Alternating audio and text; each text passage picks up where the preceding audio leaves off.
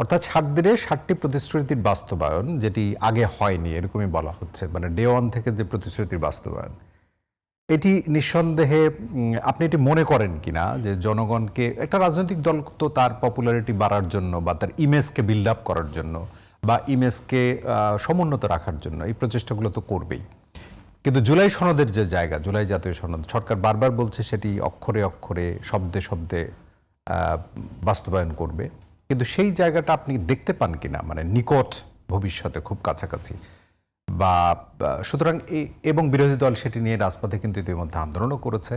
এবং নানানজন নানান রকম কথাও বলে যে এটির জায়গা থেকে যদি সরে যায় তাহলে এই সরকারের পরিণতিও আগের সরকারের মতো হতে পারে, বিরোধী দলের অনেকে অনেকে বলে। আপনি কিভাবে বিশ্লেষণ করবেন?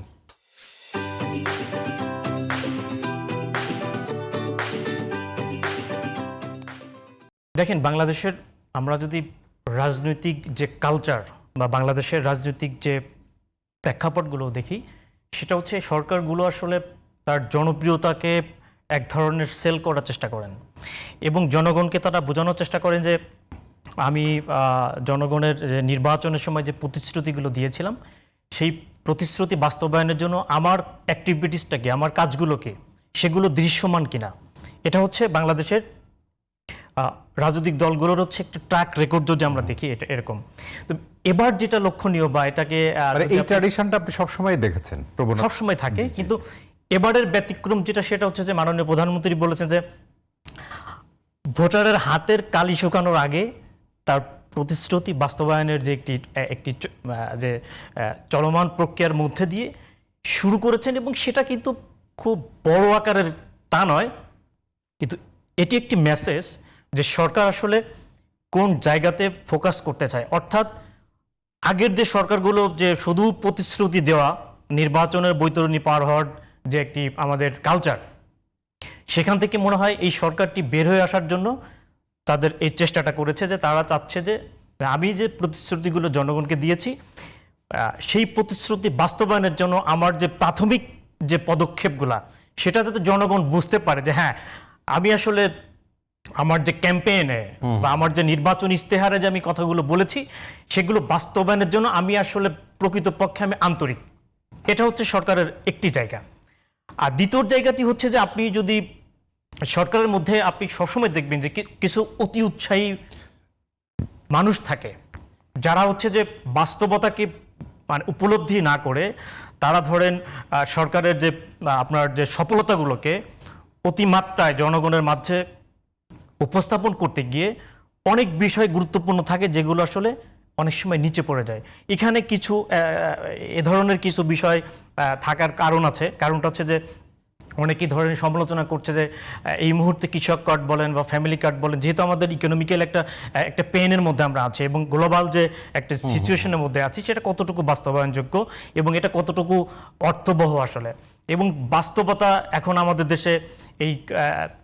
এই কার্ডগুলো বা এই যে ফ্যামিলি কার্ড থেকে শুরু করে এগুলো দেওয়া কতটা বাস্তবসম্মত। কিন্তু সরকারের পক্ষ থেকে যে কথাটি যেটা আমরা বুঝতে পারছি সেটা হচ্ছে যে সরকার বড় আকারে না করে ছোট আকারে করার চেষ্টা করছে। আর সংস্কারের তার যে কমিটমেন্ট ছিল ধারাবাহিকভাবে এটা শুরু আমি মনে করি যে, এবং তার খাল কর্মসূচি থেকে শুরু করে কৃষি ঋণ, হ্যাঁ আপনি জানেন যে বেগম খালেদা জিয়া যখন 91 থেকে 96 সালে যে সরকারটি ছিল তারা 5,000 টাকা কৃষি ঋণ যে মৌকুব করেছিলেন কিন্তু খালেদা জিয়া প্রথম, এবং এবার কিন্তু 12,000 টাকা কিন্তু সেই ক্ষেত্রে কিন্তু অলরেডি মৌকুব করা হয়েছে। সুতরাং সরকার কিন্তু কতগুলো জায়গায় যদি আপনাকে আমি বলি তাহলে কিন্তু খুবই সিরিয়াস জায়গাতে। এখন ধরেন নেক্সট যে আলোচনাটা আসবে সেটি হলো যে গণভোটের পক্ষেও তো সরকার ক্যাম্পেইন চালিয়েছিল এবং গণভোটে হ্যাঁ ভোটের পক্ষেই তারা ক্যাম্পেইন চালিয়েছিল। এখন সেটি আপনি মানে সরকার অস্বীকার করছে না, কিন্তু বিরোধী পক্ষ বলছে স্বীকার করারও কোনো লক্ষণ আমরা দেখছি না আর কি। মানে সেটি কিভাবে বলবেন, বিশেষ করে অধ্যাদেশগুলো যদি আপনি না, একটা কথা আপনাকে আপনার মনে রাখতে হবে, সেটা হচ্ছে যে বিএনপি একটি রাজনৈতিক দল হিসেবে তারা তাদের মানে প্রধান টার্গেটটা কি ছিল, যে কোনোভাবেই হোক না নির্বাচনটাকে আদায় করা। আমি যদি বাংলা ভাষায় যদি বলি, আমি সহজ ভাষায়, যে নির্বাচনটা অতি দ্রুত আদায় করা সরকারের কাছ থেকে বিএনপির প্রধান লক্ষ্য ছিল। আমি যদি একজন নিরপেক্ষ দিক থেকে যদি আমি চিন্তা করি, কারণ আপনাদের স্টুডিওতে আমি অনেকবার বলেছি যে বাংলাদেশের কে নিয়ে অনেক ধরনের ষড়যন্ত্র হচ্ছে, খেলা হচ্ছে। সুতরাং বিএনপি একটি দায়িত্বশীল রাজনৈতিক দল হিসাবে তাদের এই যে মেটিকুলাস ডিজাইনের কথা বলছেন, তাদেরই এক নেতা আসিফ স্পষ্ট করে বলেছে। এবং আমরা এখনো জানি না যে আপনার যে তার মন্ত্রণালয়ের মাধ্যমে যে আপনার আর্মস যে আপনার ট্রেনিং দেওয়া হয়েছিল, যে 10,000 যুবককে দেওয়ার যে একটা পাইলট প্রোগ্রাম শুরু হয়েছিল, সেটার আসলে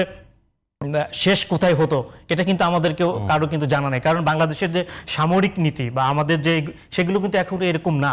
যে আমাদের যুবকদেরকে আর্মস ট্রেনিং এর জন্য ব্যবস্থা করতে। সুতরাং বিভিন্ন ধরনের এখানে পশ্চিমা বলেন বিভিন্ন ধরনের খেলাধুলা ছিল এবং বিএনপি শুরুতে কিন্তু এই জিনিসগুলো বুঝতে পেরেছে, যে কারণে তাদের মানে আলটিমেটলি গোলটা ছিল নির্বাচনটা হয়ে যাক তারপর। এবং বিএনপি কিন্তু এই যে আপনি যত যেগুলো আপনি বলছেন যে দফা বলেন বা যে এগুলো, বিএনপি কিন্তু নোট অফ ডিসেন্ট দিয়েছিল, এটা কিন্তু ভুললে চলবে না। কারণ একটি সরকার যদি আপনার একটা সরকার চালাতে গেলে তার কতগুলো মেকানিজম আছে তার কাছে থাকতে হবে, এটা হচ্ছে রূঢ় বাস্তবতা, আপনাকে মানতে হবে। আপনি সারা পৃথিবীতে দেখেন, আপনি আমেরিকাতে বলেন, আমরা যত ওয়েস্টার্ন ডেমোক্রেসি ফলো করি, হ্যাঁ, সেখানে ডোনাল্ড ট্রাম্প ক্ষমতা আসার পর উনি কি ডেমোক্রেটদের কোনো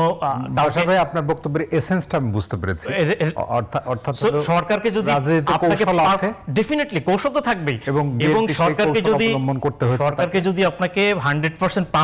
পারফর্ম করতে হয় তাহলে তো তার লোক এখানে থাকতে হবে। এবং বিএনপি যে তারা বারবার বলেছে যে যেগুলো বাস্তবায়নযোগ্য সেগুলো অবশ্যই বিএনপি বাস্তবায়ন করতে বাধ্য।